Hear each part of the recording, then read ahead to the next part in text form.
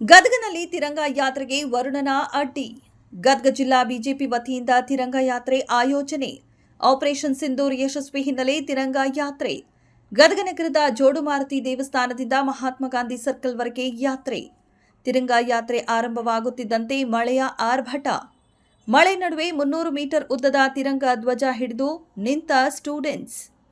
ಮಳೆ ಅಬ್ಬರದಿಂದ ತಿರಂಗ ಧ್ವಜ ತೆರವು.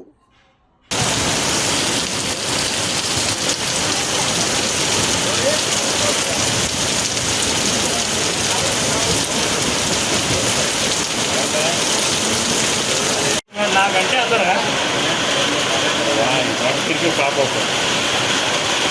ಧ್ವಜ ಹಿಡಿದವರಿಗೆ ದೊಡ್ಡ ಕಿರಿಕಿರಿ.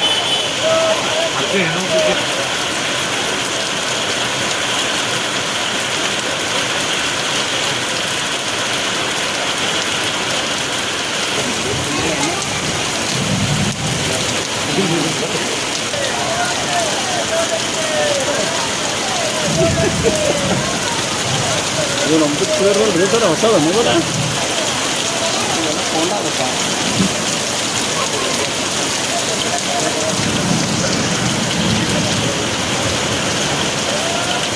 ಯಾಕಂತಾರಲ್ಲ